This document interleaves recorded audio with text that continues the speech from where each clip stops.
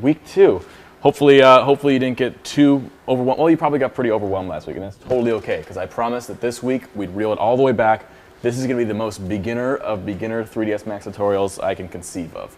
So the whole point of last week was I wanted to really give an overview of the entire thing so that as I do each little section, you can see it as part of the whole, so you know what it's working towards. So you can always reference back to that first video and see the whole thing through. Step 1, this is the most beginner step ever. The stress level 0 shirt. This is not just quality apparel. It is also a must for 3ds Max. I recommend wearing it. Get a couple colors.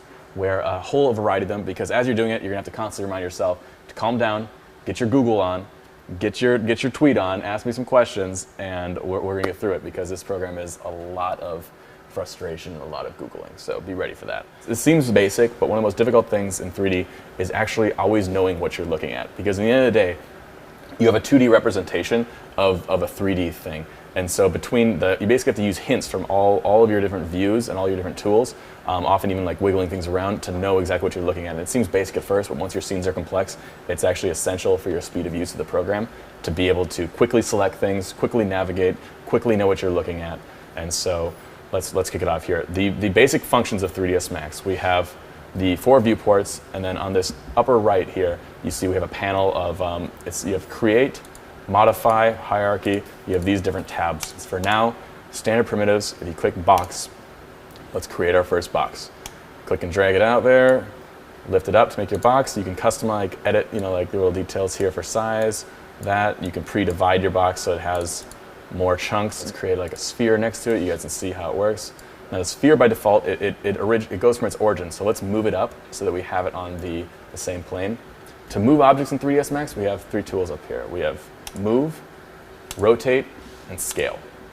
Hotkeys for those are W, E, and R, so that you want to get used to that. And then you also have the hotkey right next to it. Q is for selecting objects. So if this is seeming incredibly basic to you, congratulations, you're ahead of most people. But we have to strip it down to absolutely nothing so that everyone can get their 3ds Max on. So hit W for move there. On the Z-axis, move this up. Now notice in the viewports how this is moving. In the left, you see it going up. In the front, you see it moving up. And in the top, you don't see it moving at all. That's because the top, front, and left are orthographic, which basically means if you were looking at it from an infinity distance away and just zoomed in on it, you see it with almost no perspective. So when moving up and down, you'll see it. In the perspective viewport, you actually have what's more accurate to your eye, an angle of view, and so you can see something as it gets closer or farther away. Let's create a plane. So we have a little plane for them to sit on. You see little shadows there. All right, now navigation. As you see up here, you have this little view cube. That's one way to navigate. You can click and you can rotate around. If you click the middle mouse button, you can pan around. If you click and hold Alt while doing it, you can rotate around. If you hold Control and Alt while doing it, you can zoom in and out on something. And you notice the center point for what it's zooming in on is whatever's selected. Q to select the sphere, hold Alt. Now we're orbiting around the sphere. Now if I select the cube, I'm orbiting around the cube. Now a good hotkey to know is if you hit Z, it zooms in on whatever's selected. And you see how it does that in every viewport. So now if I click the box, hit Z, boom, it's going to pop into just that box. Sphere, boom, just that. It's really important to be able to navigate smoothly. This is something that I didn't really do when I first started, which is like actually figure out exactly how to get around here, because you're going to want to be able to be comfortable and be able to move around quickly, and you don't want to be scared of your program. You don't want to be feeling like, oh, I don't want to click here, I don't want to accidentally, oh, if I right click, this huge menu pops up. You want to be comfortable with all the functions of it, so you're not worried if your cat comes and walks across the keyboard that everything's screwed up. Let's do a basic modify in here. So if you click the modify panel, basically what this is, you have a drop down menu of all these different modifiers. Over time you'll learn what most of these do. Let's put a very basic one on these objects. Let's put on edit poly. This applies into the stack. So think if you got your box as your basic, and then you've got a edit poly on top of there, and you kind of start building a stack of the modifiers, much like putting effects on a layer in After Effects. Now on this object alone, we can select in the vertice mode. And I remember back when we put the more subdivisions on there, you can see I've got vertices on here where it's 9 sections, basically 9 cubes divided into for each way. You have your move, you can move this in and out like that, select, you can go by line, you can select faces, move that in and out. All these things right now, I'm kind of breaking the geometry. You want to be careful how you do this, but we'll get to that later, proper ways to do this stuff. Selecting faces, you select that, boom, move that up, move that down. So fiddle around with this stuff. You just kind of get familiar with how it moves around. There's another fun one. Put turbo smooth after our edit poly, and we have, see how it rounds that box off. We basically have iterations. Be careful. Don't just spam click these boxes.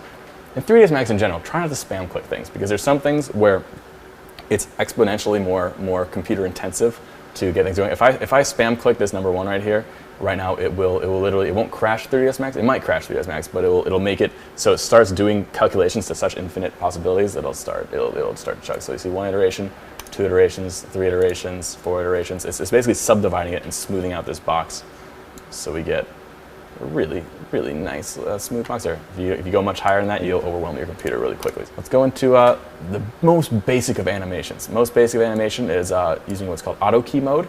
So we have a position for this, and you see we have a timeline down here, 0 to 100 frames. What we're going to do is click on auto key, go over to say 50 frames here, and move that box over. Now while the red's on, you see it's got the red warning on there. That means that anything you move is going to save that movement. So now look, if I scrub back and forth, now it's animating between those two things. Go forward again. Let's move it here. And now it's going to move like this. So you want to be careful with auto key on, because basically whatever you do is kind of being recorded, a different state of it. When you're done with it, always remember, turn it off. And I believe it's N. N is the hotkey for toggling auto key on and off. So that's the basics of creating objects. Viewport navigation, I want you to focus on that. Doing a little bit of animation, doing a little bit of putting some modifiers on there. You guys have homework this week. You're not getting off so easy. Go into your 3ds Max, whatever version you have should have this. Help tutorials, and it'll pull up this window right here. It's the 3ds Max tutorials. If you don't have this one by default, you can download them off the 3ds Max site. There's actually links to that right there. I want you guys to go do the entire getting started animated battle scene. And basically what this is, it's going to say, let's see here, it tells you it's going to take about 1 hour to complete. If you want to do it twice, figure it out, play with it. Don't just, any tutorial that we do, don't just go through it as fast as you can. It's not a race. Don't just try to go click by click and get through it.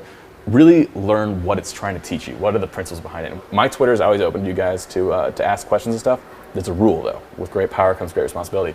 If I can ever just Google what you ask me and get the answer, you're cut off for life. It's not efficient to tweet at me or go onto a forum and ask a question and wait for somebody to respond. Odds are someone's already asked your question, someone's already had your problem. So piggyback on top of other people's problems, Google it, find their answers, and figure it out. When you finish this tutorial, take a picture, either a screenshot or take a cell phone picture of yourself in front of your screen, tweet it at me, let me know you finished. I'm hoping to get thousands of these responses. I expect to get thousands of these responses, because you guys, it's summertime, or summer's just about to start. Time to pick something up. You can actually this summer, if you dedicate 10 hours a week, or it's a new hobby, if it's something you like doing, it's a real trade. It's something that you actually could do professionally for money someday. And so this is a very valuable skill to pick up. I highly recommend it. It's a lot of fun, very rewarding creatively, as well as could potentially be your career down the line. So tweet your pictures at me when you're done. Check it out, and I'll have the next one of these for you shortly. Let me know your thoughts.